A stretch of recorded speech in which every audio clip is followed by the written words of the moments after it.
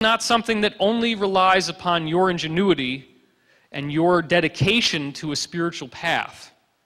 It is something that is being done for you by forces that are very mysterious because they are much greater than what you would normally think of as your conscious mind.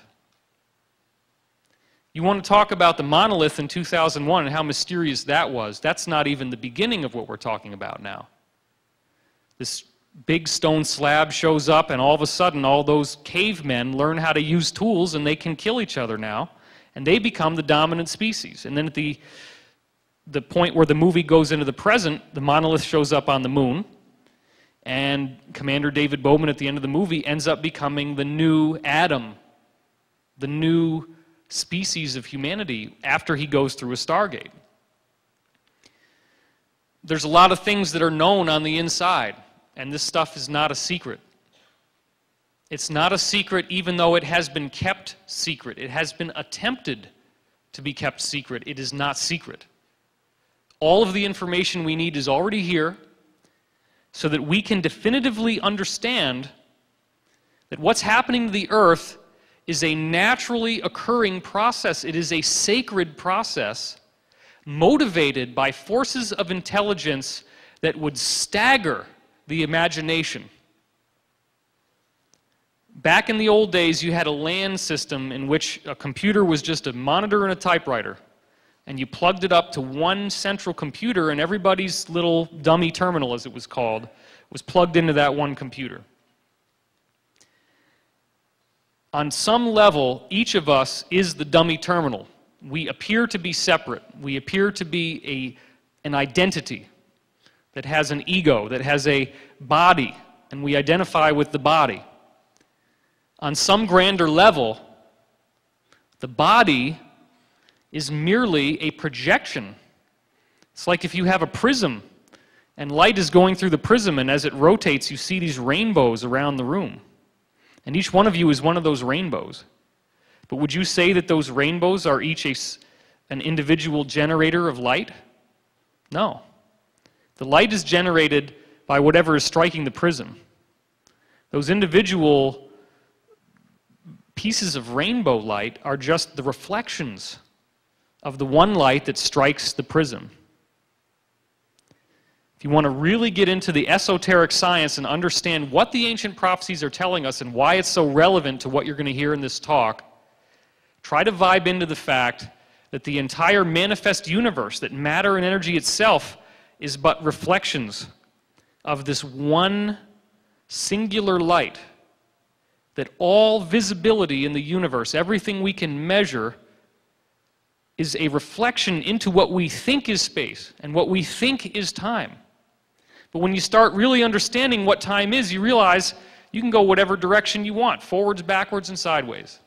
And when you understand space, you realize that space doesn't pose any obstacle if you can pop through to time-space, back and forth from space-time to time-space. You can wormhole yourself or portal yourself or whatever they want to call it from any point in the universe to any other instantaneously. That's how it's done, because there is no actual location.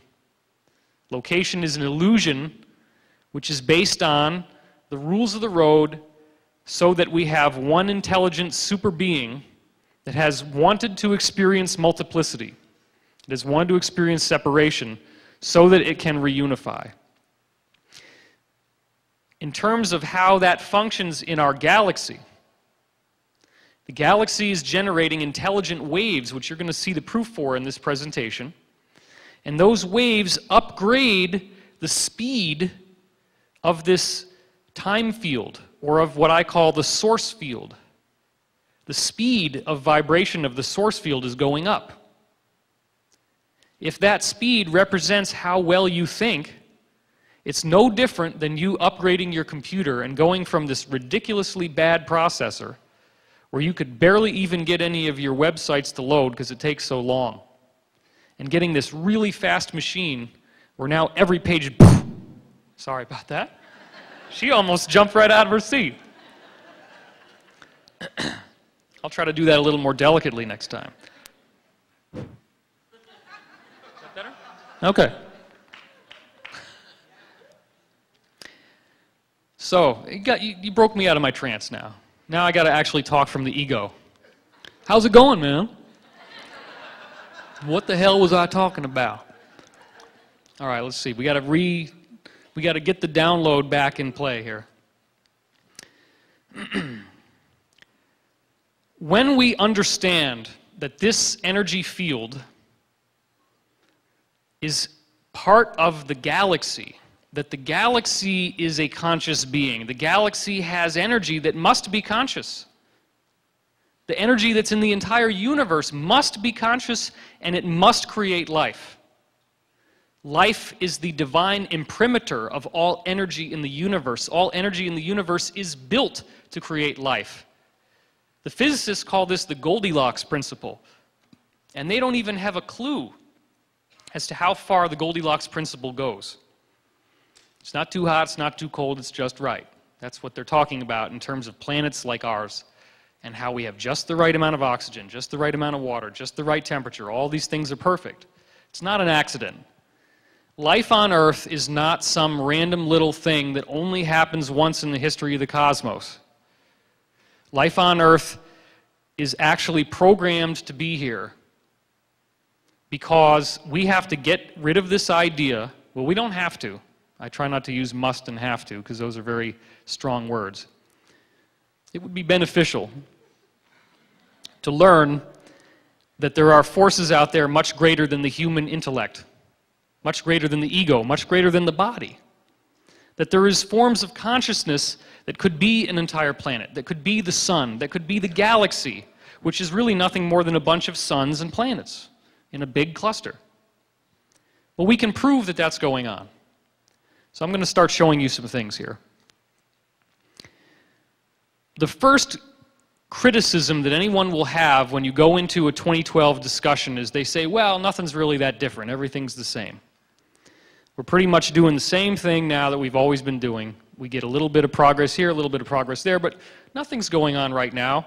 There's nothing unique or special about this time in history, and I beg to differ. This is a picture that you're going to see from the fires in Australia. You may not think of this, but koalas in the wild are actually quite dangerous. They'll claw you and scratch you, and they'll attack viciously to protect their home. But when it comes to these earth changes, this koala was more than willing to accept nourishment and love from a human, a wild koala. He's not scratching, he's not attacking. Now, this is the thing that people don't seem to understand. The universe is built to deliver the experiences that are already happening. The universe is not a cosmic comforter that hands you a lollipop when you don't love yourself and says, oh, I'm going to just send you all these people who are going to love you because you don't love yourself, and oh, I'm sorry you don't love yourself. Let me send you loving people. Is that how it works? What happens to you when you don't love yourself? What does the universe send to you? Does it send you a lollipop? Hey, look at that. That person doesn't love themselves. That person doesn't have a high opinion of themselves. I have a puppet now. I can manipulate that puppet. I can make that person do what I want because they are too afraid to go against me. They want to be polite. They have such a low self-esteem that if I tell them something that I want them to do, they're not going to want to upset me. So what the universe actually does is that if you have a weakness, if you have something you don't like, the universe says, oh, you don't like that? Well, here, have some more. Have some more. Until you get to the point that you simply accept experience and accept yourself. And when you learn to accept yourself, you will not be manipulated because you will decide that it's better to preserve your sovereignty than to be manipulated by someone else. You will decide that your state of mind being positive and uplifting is a better state for you to be in than the state you're going to have to go through temporarily to really piss somebody off when they're trying to manipulate you. Because they're going to take it personally, they're going to get angry, they're going to throw hate at you. That's what they do. That's what these types of people do. Now, we're not judging those people except insofar as that they are in confusion. They are living in a confusion that makes them think that the body is who they are. And they are trying to do things